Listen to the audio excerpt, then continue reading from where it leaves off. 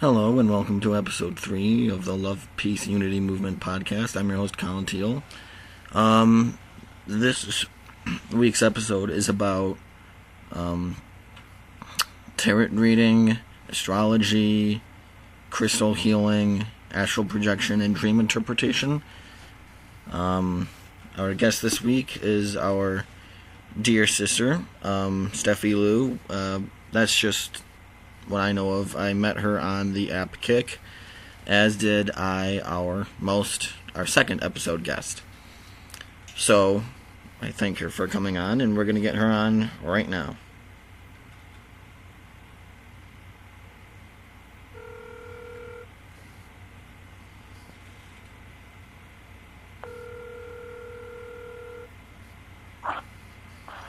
Hey, how are you?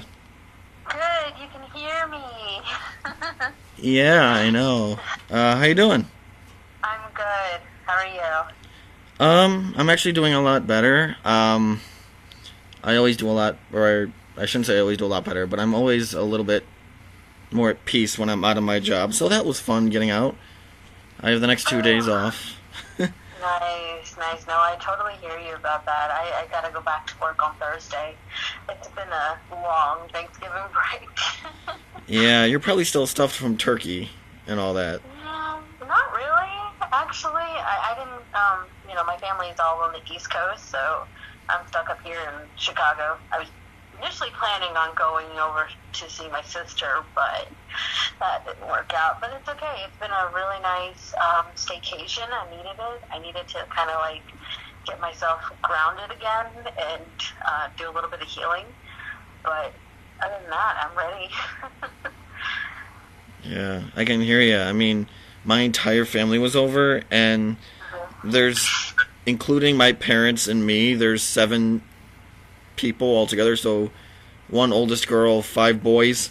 Mm-hmm. Not to mention my 3 sister-in-laws. My brother just got married. Yeah, and you would have loved seeing this. My 8-month-old niece and my almost 2-year-old nephew. They're just the cutest things ever. Aww. I'm not used to kids all that much. They don't see me because they live out of state. Yeah.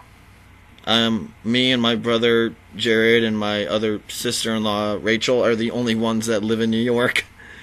Oh, really? You live in New York? Which part? Basically in Buffalo. Oh, cool. My brother is actually stationed in New York. Probably around there somewhere. Yeah. And my sister's in D.C. My other brother is in Charlotte, North Carolina. So I was born in New York. My other brother, the one that's the father of my nephew, he lives in Charlotte. So no way. It's a great place. I love Charlotte. That was my second choice to live at besides Chicago. But here I am in the Windy City. Yeah. Yeah. It'll be especially windy after Thanksgiving. Yeah. Yeah, you get that joke. I can't do the snow. Tell me about it. I've lived here for 8 years already, and I'm already sick of it. I've been living here for over 20 years. Well, no, my entire life. But I'm not. The only thing I hate really about winter, to be honest with you, is the crazy driving conditions. That's terrible. Oh, yeah, no, I can't do it. I get scared too. Yeah. I almost slipped on the way home from my job today. That was terrible. I slipped too. Oh my god. We both did the ice dance. Except me, I'm just like, holy shit, please don't crash into anything, I don't want to die. Me too. I was like, please don't break an ankle or leg or whatever. Yeah. I got saved by the bum. Yeah, I agree. So, anyway, if you don't mind, can we get to the topics? Yeah, we can. Are you podcasting right now? Yeah. So they heard all that? Or are you going to go back and edit? Oh, that's okay. There's no judgment here. We're all one, so we're not going to get you for it. I'm supposed to be serious about this topic. It is serious. You know, we can have some jokes on here. It's all a Okay. good thing. Well, We're I'm not really a serious person, so. hey, Well, I kind of I'm need to be. I'm the funny guy around here, so I joke around a lot. Most of my jokes suck. So, okay. All right. Well, I'm ready. If you are. All right. First, I want to start on tarot readings. Basically, what it is and how What is how you do it. how I do it? Okay. Well, they're divination tools. You know, honestly, I believe anybody can do tarot reading. It's just a matter of like listening to your own intuition, that inner voice that everybody tends to constantly push away and ignore. When you get to a point in your life during your awakening process and realize that that's your survival voice, that's your voice telling you, listen to me, I know I'm right, don't fuck around. Can I cuss? I'm sorry, didn't mean to cuss. It's okay. It's fine. You're free to do so here. But I mean, that's pretty much it. For me, it helps me at least give me a guide. It gives me a guide to the energy of the client or whoever I'm helping or healing. Help me point, show them the direction of where they need to take. If it's it's a relationship question, a career question, or just a general reading. So, I've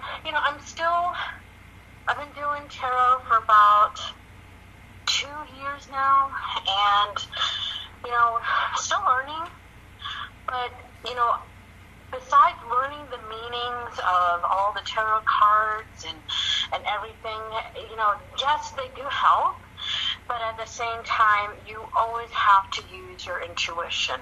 And when you look at a group of cards, you want to look at it as if you're watching a movie, So, and not only that, when you get certain cards, like the Sun card, the Empress, or I want to say, what else is the card? The Star card. Okay, those are all great cards. You look at that as like the star is wish fulfillment. The Sun is also the happiest card on the deck. Also, it's highlighting anything that was in the dark. It also highlights clarity. The Empress is about abundance and for wish fulfillment. So you kind of combine that together and think about where you are in your life, what is your question, and then see how that pertains to you. Wow.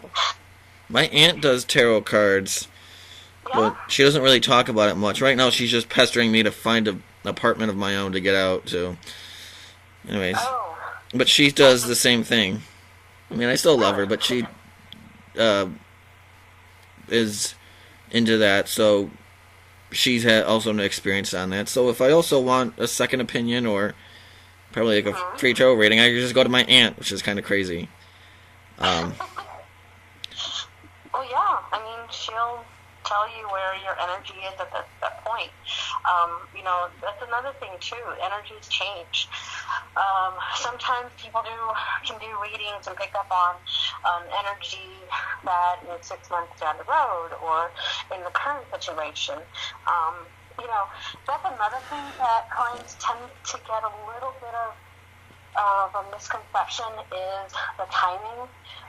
Everybody expects things to happen now. And that's just the thing that, when you're dealing with, tarot reading, or just, when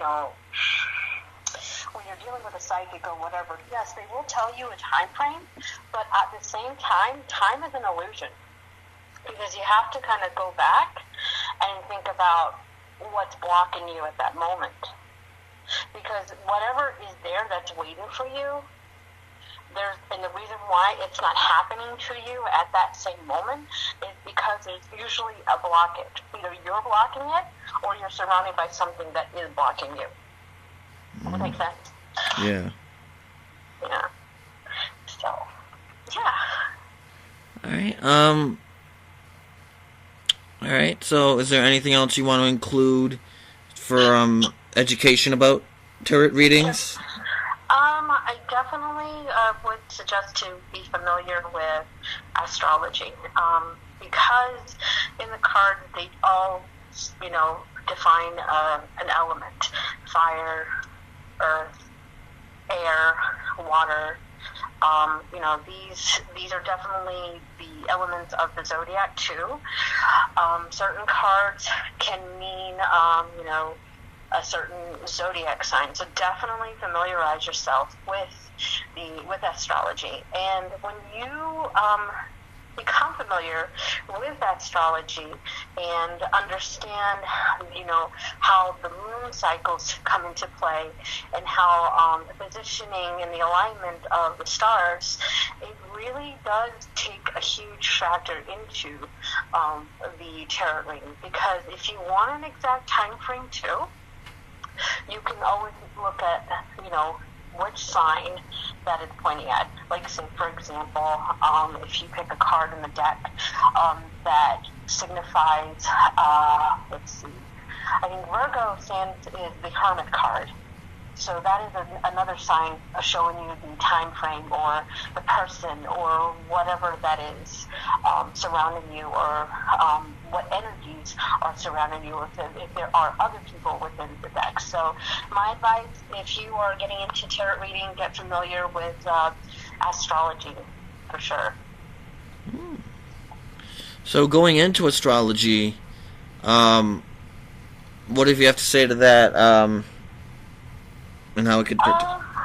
Definitely, with going into astrology, you want to, when you're looking at your sign, your sun sign is not the only thing that defines you. No. You want to look at your birth chart. And what you want to look at is your moon and your rising and your Venus sign. Those are really important, as well as the other signs, like Mercury is how you communicate. Your Mars is the planet of sex and aggression. And there's other meanings to Mars more than that, But Mars is also the ruler of Aries in a way, which, yes, yeah, it is. Because, anyways, I'll go into another topic about that. But anyways, those are the main things you want to look at: your moon sign, your rising sign, and your Venus. Your Venus is the planet of love. Your moon is your emotions, and your rising sign is how you are seen on the outside. So for me, for example, my sun sign is in Aquarius. My moon sign is Sagittarius, so I'm loving this season, of course. This is a prime time for me. My rising is a Leo. I can definitely relate to that. I do care more about my appearance a lot. I care about what I wear, if I look okay. And I do catch myself looking at the mirror like a Leo. But I do have other good Leo traits as well. And then my Venus is Pisces. So I definitely do love, like, a Pisces. I do want that beautiful romantic storybook kind of romance. At the same time, the Aquarian in me goes in, and we're not so emotional. We're emotionally detached. Very straight to the point. We'll tell you like it is. Very blunt. Wow. So yeah, that makes, because really, you can be your sun sign. I mean, that represents you, yes. But at the time and place you were born, if you really, really dig into it, it'll explain everything of how you are as far as your personality. Yeah, I can resonate with that. I actually went on a numerology site and typing in, like, my name, my birth date, everything about that, and shockingly, everything came out exactly like the way I was, and I'm like, are they reading my mind, or what the hell's going on here? But it was really quite interesting. So yeah, they were right. They said, crap, I forgot. Like, yeah, they were talking about my Mars sign and all that, and where it corresponded to my sun sign. I'm an Aquarius person, so I was born on the 1st of February, so... Nice! My Aquarian brother. February 6th here. Woo! That's always good, yes. Crazy mofos. But we know our shit. Don't tell us we're wrong. Oh, yeah. It's so interesting. It shocked me, I'm like, oh my god, I got everything right. But then again, it also... So that's what was interesting with me. Especially in this weather, I can't really see the stars, so it's kind of hard for me to determine anything in terms of astrology right now. The weather it's crap right now, but... Yeah, it is. I think right now, as far as the moon phase, we just ended a really strong full moon in Gemini. Right now, let's see, where are we? Looking at the chart, I have my own little chart. Just because, you ever have one of those days, well, as a chart reader and an astrologer, intermediate astrologer, I guess. I always look, whenever I have a crazy day, I always look like, what the hell is going on? What is the energy happening? What's going on? Why is everybody acting crazy? I go straight to my chart and I see, oh, okay, it's Aries, Uranus and Aries. And people will look at me like I'm weird. No, it's interesting. I got more like last night, I got a full blast of knowledge about, more in depth about sacred geometry. This was a different kind of experience. I'm glad my parents aren't listening right now, but I had a brownie, if you know what I'm talking about. And, a good brownie, huh? Oh, good one. I had half of one. Those are happy brownies. And I was staring at the screen while my buddy was playing Spirit Science, the YouTube channel on... Oh, yeah, I love that channel. It's so good, right? Yeah. Yes. So he's playing that, sacred geometry, and all of it just seemed to be, coming right at me, to the point where I'm like, am I going to be able to, remember all of this, take it to heart and really be able to apply it? It was just a lot, but at first I was like, I'm learning stuff, this is awesome. Getting all giddy. But my vibe was strong. It's funny that you were watching Spirit Science as you were having the happy brownie. Yeah. I feel like... I felt my vibes rising, so that was really good. Despite the fact I was in a place that was notorious for being infested with a lot of demonic entities, negative spirits. That's a whole nother story I could probably go... Actually, it's in my first podcast episode, so... We can talk about that, too, because I've encountered it as well. Oh, please. I have, too. I've had 3 encounters with demons, and, yikes. Yeah. But... that's why you protect yourself and sage and, wear crystals and things like that, and you need to pray. I've had my crystals on while it was happening, but to be honest, I'm a little confused on that, and that's also why I was intrigued by wanting to talk to you about crystal healing. I have my amethyst crystal here because I'm a Aquarius baby, so it's I always wear it no matter what. I'd never take it off. And then I recently got this Dragon's Heart Labradorite one. It's really cool. So, my testament to crystal healing, but at the same time my question about it, would probably revolve around this quick story. So I had this, I woke up with this really bad stomach pain. I think this was on a day off or whatever that I had. Really bad abdominal pain around my solar plexus chakra. It was just really uncomfortable. I don't really like taking pharmaceutical medicines anymore unless I absolutely need to and I have an alternative. So anyways, I took one of my blue kyanite crystal, basically laid down in a deep meditation, put it in my belly button, because that's basically where it was above, and meditated deeply, and once I came out of it, it was all gone, and I meditated with the intention of completely healing it, so that it won't come back, and to this day, I have not gotten it, so... Blue kyanite is extremely strong. I mean, a lot of shamans use crystal healing and herbs and things like that, just, as another form of medicine. It's been around for ages and ages, you know, when you pick a crystal that you tend to resonate to, or what is the word for it? Well, that you're drawn to, there's a reason for that. And there's a reason because you know deep down inside that this is what you need. And so that's pretty much how I started on my crystal journey, just kind of like you. You know, I deal with anxiety and depression. And as anyone in the awakening process goes through, that's the number one issue that we deal with every day. And, you know, it's not fun. It's not fun. It's led to a lot of panic attacks. And, you know, one time when I first discovered that I had anxiety was, God, after the new year, it was a long time ago. I was dealing with a lot of stuff when my mother passed away. I had a divorce. I started dating someone, so of course with me and going into another relationship after everything that had happened, I had relationship anxiety, apparently. So I was just trying to figure out, like, what the hell? Why am I feeling this like this?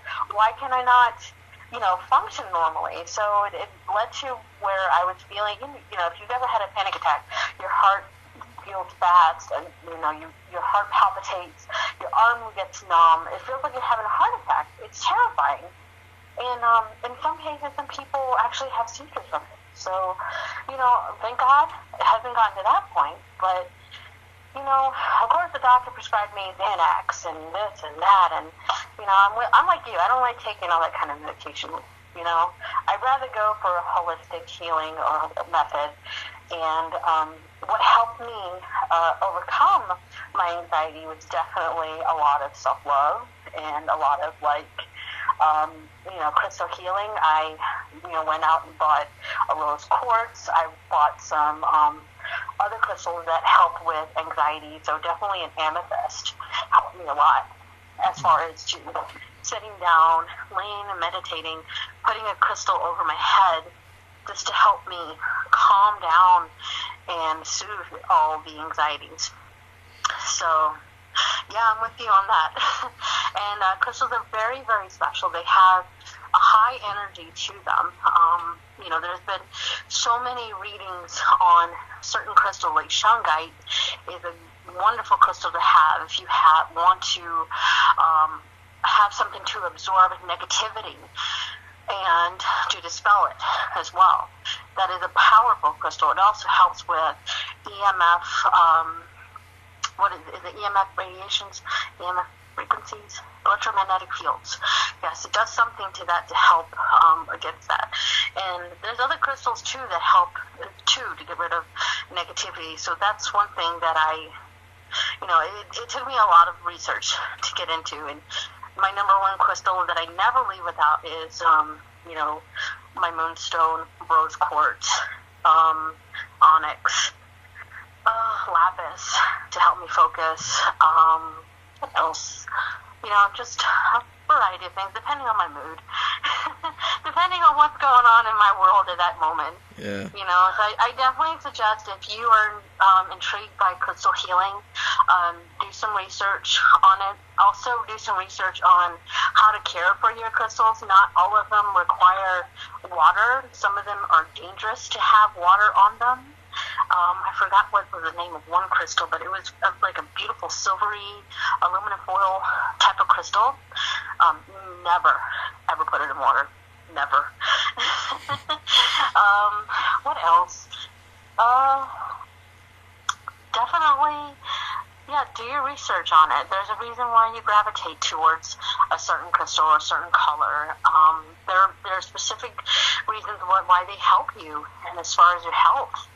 So, you know, if people have been using crystals for so long, even all the way back to Native Americans and shamans, and back, well, to my ancestors, the Incans, they used it too. So, yeah, like it's also important with involving crystals. Like I have this in my bedroom, along with a lot of salt, because it also repels demons, but I have my crystal barrier, one pertaining to each chakra, like my best friend Morgan, which was the guest in my first podcast. He's the one that taught me a lot about this, considering I share my job with him and I hang out with him a lot. Yeah, so I have like a red jasper for my root, citrine for solar plexus or sacral, that one, and so on and so forth. I have a rose quartz for my heart chakra. I have another amethyst geode for my crown, and then I have like an azurite for my third eye, and a blue kyanite for my throat. So oh yeah, those are all good, and they always get a lot of sunlight. So it's important to set up a barrier involving like your crystals. Can you talk about that? Yes. Well, whenever they break, that's a big one. So whenever they break, that means that they've done everything that they were supposed to do. And when they do break, you're supposed to bury them back into the earth. So give them back to Mother Gaia, of course. Or some of them disappear. I've read about some phenomenon happening when crystals disappear. That means that they've done their part, and in this dimension, that now it's time for them to move on. It's also, they do.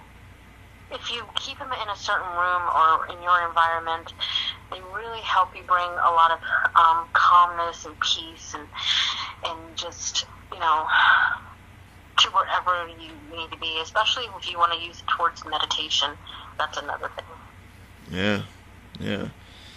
And maybe like one of those corresponding stones can help, especially with one of your chakras, like the rose quartz can help with your heart, or the blue kyanite with your throat. Oh yeah, they help you with self-love. That's the biggest thing. Yeah. Yep. I have anxiety, which I deal with. I mean, I wish I had a T-shirt that says "I kick depression's ass," because I don't suffer from that anymore. Me too. Yeah, I went through a dark age in my past, and then I came out, and now I'm on a better path, and that's where all this has happened. But yeah. so it's very important for people that are new to this to do their research. Really ask a shaman who has experience upon this, and that they can help lead them to either their first crystals and to more knowledge about this. So, I agree. So next subject I want to get into is, we have two left: astral projection and dream interpretation. I'm curious about, to start off with, astral projection. This is something I've been trying to do recently. Like, I meditated, I think this is like Monday, for like an hour, and I got so deep entrenched in it, and I really tried the visualization techniques, but all I got was like a small little shiver or vibration, and that wasn't nearly as powerful or strong enough to help guide me out. So can you go into astral projection for us? So, with astral projection, coming from my own experience, and I don't know, some people can be different. It's not something that you can just say, hey, I want to just astral project. Let's just do it right now. Come on, let's go. It's not something you can force. With me, it just came to me as a child after my traumatic experience. And I've encountered a lot of weird shit, but this is what led to me to become a medium, communicating with the people who have passed on in this dimension, this life. When I was 7, I remember every single detail of every dream that I've had that stood out to me. And I would end up in different worlds that I've never seen before. Things and creatures and things and people that I've never seen in my life. And just so recently, after my father, who passed away last year, I started projecting even more. Even before that, I was able to communicate with my guide and my deity on, the passing of my father when that was going to happen. And, you know, this isn't something that I wanted to inherit, but apparently it came to me. And when you astral project, you go into this deep, deep sleep. Your body is calm. Everything, you don't have any thought in your mind. It's almost like as if you're kind of meditating, but not quite. So you just kind of release and let go of yourself in this world as you try to astral project. You tune everything out.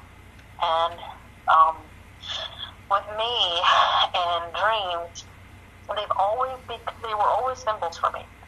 And growing up, my mom, she was born in Bolivia, so she was very much accustomed to the shamanistic healing from the Quechua Indians there, and so she would learn how to interpret, the dreams. She taught me to always pay attention to the symbols of what that you can remember from that dream. And just so funny, like just last night, I had an astral projection. When you astral project, you're going into a different dimension. You're going into a different world. You know, there's the 3D, there's the 4D, there's the 5D, there's God knows where, some other dimension. And so yesterday, I dreamt of seeing my father again. And when you are astral projecting, you're in some type of reality where things feel the same. Things feel like you can touch, you can sense, you can smell, you can, at least for me, you know, like you're right there at that moment with whoever you are around with or whatever you're near. And when I saw my father, I immediately hugged him, and it felt so real. It felt like I could feel his warmth, his touch. It was as if nothing happened. And, you know, and when you wake up and you realize, oh, it's just a dream. But I look at that as a symbol. Whenever I dream of my father, it's him coming into this world, into my reality, to tell me that everything's going to be okay. I dreamt a long time ago I kept having dreams about my sister. And a bizarre dream. And we were either running away from a hospital or into some weird area, like some kind of Roman courtyard, I don't know. And then the sun bursted into flames. Bursted and burned everything around it. And that, to me, so I was looking at the symbols or trying to figure out what that meant. That meant that my sister was going to be sick soon. Something was going to affect her. So 6 months later, I found out that she was dealing with a condition. And, you know, I didn't want to believe it. But again, there you go. The dream that I had, the symbols told me what to expect. Now, I don't know, it could be something in your subconscious telling you to pay more attention to whatever that's going on in your life. That could definitely be it. But in my case, it's definitely signs and things and communication from the other world. So. Yeah. I had a dream recently, and this is quite interesting. Well, I'm going to start with it. It's, first of all, including me, I have 4 boys. So there's me and my 3 older brothers. I'm the youngest. So me and my brother Alex, he's the father of my nephew, we were hiding. It looked like, I don't want to say we looked like homeless people, but we looked like homeless people. And, yeah, we were hiding in like what looked like an abandoned, dark building. And my brother, Brad and Jared, the other guys, it's almost like they was playing cops versus snuff out the poor people or something. So we were trying to like avoid them. It was really weird. And that just shifts into the second part of my whole dream that night, which was, this one's the interesting one. Okay. I was outside of university in a large crowd of people. And all of a sudden, a flying saucer comes down and two gray aliens. I don't know if you heard of the Greys. Oh, I've had my alien dreams and experiences. Woo. Yeah, okay, so those guys come out. I can't fuck with them. Yeah, For those some guys. reason, every time huh? I know. So they came out, and everyone was yelling. I kept yelling the words like, "This is a fake invasion. It's fake. Don't worry about it. It's bullcrap." Everyone got mad at me, and then here's the weird part. My brother Alex, that I mentioned, had to come over, and we all had to, like, pray in order for everyone to calm the hell down. Yeah. So that was quite interesting. That blew me mind. And then the last part of the dream was just me and my most recent ex-girlfriend making up again, and I'm like, okay, well, I'm not doing that, so... She's Are you in a not... relationship now? No. Honestly, I have something coming up, like a date or whatever, or I plan to go out, but no. So maybe that's a symbolism of what you had in a good time with your ex that you're hoping to possibly have with the future. Does that make sense? Yeah. Yeah. But, so yeah, that's dream interpretation, and I guess there's plenty of tools that you can either look up online that can help maybe give you what this my symbol. So for anyone listening, you can easily look up online or Google some of these tools. It's important to write down your dreams when you wake up because you'll forget about them later on. Yes, you will. You'll forget about them, and just remember the details, every little detail. If you are the type that can see, touch, smell, remember any symbol that strikes you, then that's your message. Just, Google it. There's a lot of meanings to whatever that your subconscious or your soul or your mind is trying to tell you. Yeah. Yep. Right. Wow, that was all the topics. But I just wanted to ask this. I had an idea. We should totally do... I don't know if you have like a website where you do all your readings or your tarot cards where anyone can visit. I do. You can follow me on YouTube. It's Steffi Lou Tarot. And you can also find me on Instant Go as Steffi Lou Tarot.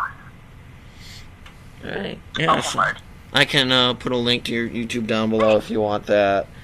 So people can come check you out. We really, we should do like a reading or something, trying to contact someone. That'd be cool. Little self-promotion for you.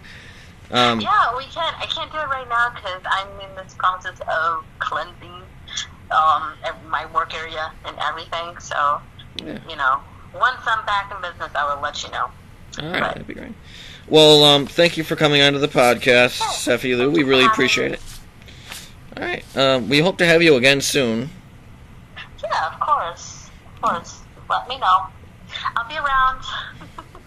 All right, and a special thanks to all our listeners out here. We hope you'll join us again next week. We hope everyone has a blessed, wonderful week. And thank you. Thank you. Bye. Bye.